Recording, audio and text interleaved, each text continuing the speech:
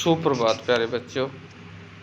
+1 का ज्योग्राफी का जो हमारा सिलेबस है उसके बारे में थोड़ा सा डिस्कस करेंगे, जो फर्स्ट टर्म में आना है।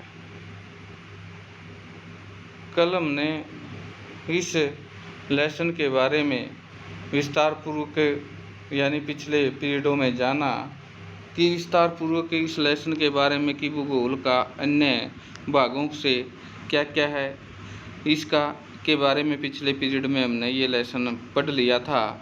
आज जो नेक्स्ट लेसन है यानी नेक्स्ट पोर्शन है इसका, उसके बारे में हम चर्चा करेंगे कि भारत की स्थिति क्या है, अफवाह तंत्र क्या क्या हैं, और दूसरी यानी 2 लेसन जो बाकी बचे थे उनके बारे में हम चर्चा करेंगे जो पेपर में आएंगे। सबसे पहले हम अफवाह तंत्र के बारे में जानें। अफवाह तंत्र किसे कहते हैं? आपने वर्षा ऋतु में बहती नदियाँ, नाले, वाहिकाएँ देखी होंगी जो अतिरिक्त जल बहाकर ले जाती हैं, और अगर ये वाहिकाएँ न होती तो बड़े पैमाने पर बाढ़ आ जाती। यानी नदियाँ यदि नहीं होती तो क्या होता कि जल स्तर इतना बढ़ जाता, संपूर्ण देश को एक खतरा महसूस होता।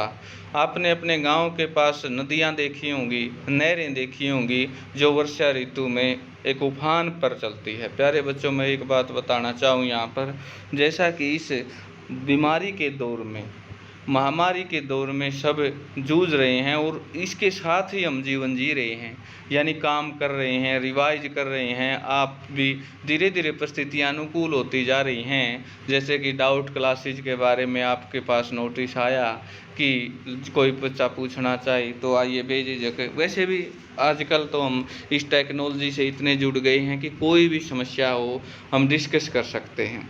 यहाँ पर मेरे सामने जो एक मैप है इंडिया का, उसमें नदी तंत्र के बारे में दिखाया गया है कि भारत की प्रमुख नदियाँ कौन सी है। ये केवल +1 के लिए नहीं है, बल्कि ये जो काम है ये किसके लिए है, आगे आने वाले लाइफ में काम आने योग्य बातें हैं।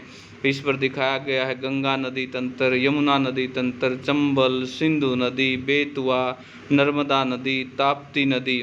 जो आप मैप उठा के देखेंगे तो उसमें ये सारी चीज़ें आपको क्लियर दिखाई दे जाएंगी कि सिंधु नदी तंत्र कहाँ से उद्गम स्थल है और कहाँ पर ये मिलती है समुद्र में, और पंजाब को पंजाब के नाम से क्यों जाना जाता है। ये सारी बातें, यानी सबसे पुराना और सबसे बड़ा नदी तंत्र गंगा नदी तंत्र, भारत के अफवाह तंत्र, हिमालय अफवाह के बारे में, जो हिमालय से निकलने वाली नदियां हैं उनके बारे में हमने विस्तार पूर्वक से पढ़ा है पिछले अध्यायों में। हिमालय के पर्वतीय अफवाह तंत्र कौन से हैं, सिंधु नदी तंत्र के बारे में, गंगा नदी तंत्र के बारे में, ब्रह्मपुत्र नदी तंत्र के बारे में, और प्रायद्वीपीय अफवाह तंत्र जो दक्षिण भारत के प्रायद्वीपीय तंत्र हैं उनके बारे में भी हमने विस्तार पूर्वक पढ़ा है। और एक बात और, जैसा कि पिछले टेस्ट दिया आपने, MCQ बेस रहेगा, जैसा कि आप सभी परिचित हैं, और MCQ बेस इतना कोई हार्ड काम नहीं। आपके पास एक संपूर्ण जो चाहे ऑफलाइन हो पेपर चाहे ऑनलाइन हो, बोर्ड द्वारा जो बड़े बड़े बोर्ड है HSC या HPSC वो भी MCQ ही बेस देते हैं। तो ये तो एक अच्छी पहल है कि आप इसके माध्यम से इस प्रकार से टेस्ट करने सीख रहे हैं। नदियों का बहाव प्रवृत्ति क्या है, हिमालय की प्रायद्वीपीय नदियों की तुलना कैसे की जाती है, प्रायद्वीपीय नदियों में और हिमालय द्वारा निकली नदियों में क्या अंतर है, नदी उपयोग की सीमा क्या है। तो ये प्यारे बच्चों, इसमें जो MCQ क्वेश्चन बनते हैं पुस्तक से तो बनते ही बनते हैं, इनके साथ साथ और भी बहुत सारे प्रश्न बनते हैं। तो एक ये लेसन रहता था। दूसरा था कि भारत की स्थिति के बारे में हमने जाना था इससे पहले कि भारत का आकार क्या है, भारत की स्थिति क्या है, अक्षांशीय क्या है, देशांतरीय क्या है।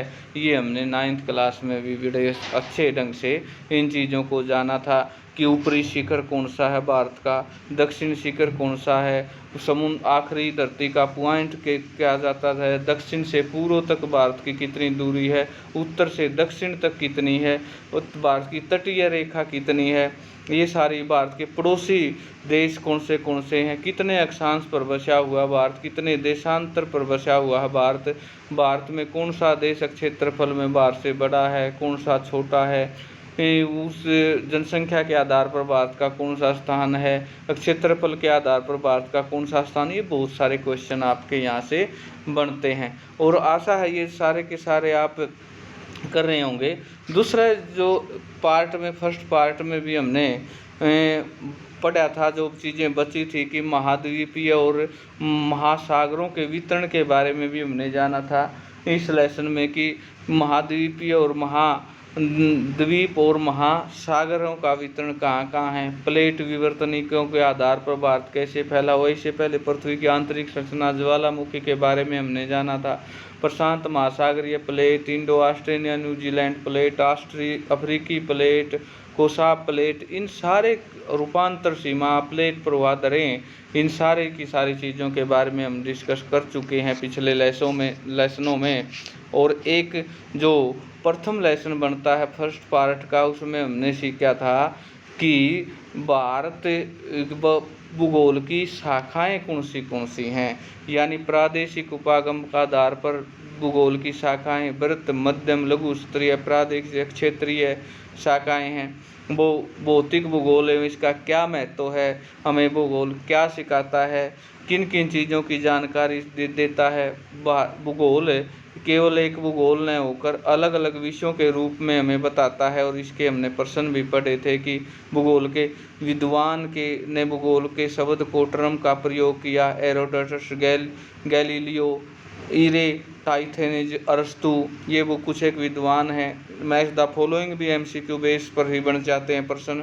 तो ये सारे की सारी चीज़ें आशा है आपने समझी होंगी और करी होंगी। दूसरा एक लेसन बचता था, पृथ्वी की आंतरिक संरचना के बारे में भी हमने जाना था कि पृथ्वी में भूकंप कैसे आते हैं, पृथ्वी में भूकंपीय तरंगें कैसे आती हैं, पृथ्वी अंदर से किस अवस्था में है, तरल अवस्था में है, वहाँ टेम्परेचर कितना है, और लावा कैसे निकलता है पृथ्वी से, ज्वालामुखी विस्फोट कैसे होते हैं, पृथ्वी का क्रोड, मेंटल और भूपर्टी के बारे में, पृथ्वी की संरचना के बारे में हमने जाना था। पृथ्वी का आकार कैसा है, जैसे एक सेब के आकार के रूप में हम मानते हैं कि जो नीचे क्रोड का हिस्सा है वो बहुत ही तरल और वहाँ उच्च तापमान है, पर्पटी एक छिलके के रूप में है। ये सारी चीज़ें हमने पिछले कई पीरियडों में हमने जानी थी। और भूकंप के प्रभाव किन किन चीज़ों पर होते हैं, भूमि का हिलना, धरातलीय विसंगति, भू संकलन, पंख संकलन, मृदा द्रवण, धरातल का एक तरफ झुकना, हिम संकलन, धरातलीय विस्थापन, बांध तटबंध टूटने से किसे बाढ़, आग लगना, इमारतों का टूटना, ढांचों का ध्वस्त होना, वस्तुओं का गिरना, सुनामी, ये सारे के सारे भूकंप के कारण हैं जिससे भूकंप आते हैं। भूकंप के प्रकार क्या क्या हैं, विवर्तनिक भूकंप अधिक होते हैं। ये भूकंप बरस्तंस के किनारे होते हैं, चट्टानों पे सरक जाने के कारण उत्पन्न होते हैं। विभिन्न विशिष्ट विवर्तनिक भूकंप को ही ज्वालामुखीय भूकंप समझा जाता है। खनन क्षेत्रों में कभी भी अत्यधिक खनन कार्य से भूमिगत खानों की छत ढह जाती है, जिससे हल्के झटके महसूस होते हैं। इन्हें नियात भूकंप कहते हैं। कभी कभी परमाणु और रासायनिक विस्फोट से भूमि में कंपन होता है। इस तरह के झटकों से को भूकंप कहते हैं। जो भूकंप बड़े बांध के क्षेत्रों में होते हैं उन्हें बांध जनित भूकंप कहा जाता है। तो प्यारे बच्चों, छाया क्षेत्र उद्गम क्या है, ये सारे के सारे हमने लेसन पढ़ लिए हैं अच्छे ढंग से, और आप इनको अच्छे ढंग से रिवाइज करेंगे, अच्छे ढंग से तैयारी के साथ परीक्षा देंगे और एक अच्छा स्कोर हासिल करेंगे, ऐसा मेरा मानना है। तो सभी MCQ बेस के लिए क्या है कि आप पूरा लेसन को रिवाइज करें, पूरे लेसन को पढ़ें, क्योंकि जब भी परिस्थितियाँ अनुकूल होंगी, ऐसा नहीं कि केवल MCQ बेस रहे। अभी तो ये एक शॉर्ट फार्मूला है, वहाँ विस्तार पूर्वक भी लिखना है, तो NCERT की बुक में से आप इनको अच्छे ढंग से और पूरे के पूरे लेसन को पढ़ने का प्रयास करें और अच्छी तैयारी के साथ और पूरी की पूरी क्लास, मेरा निवेदन है कि आप परीक्षा दें। धन्यवाद।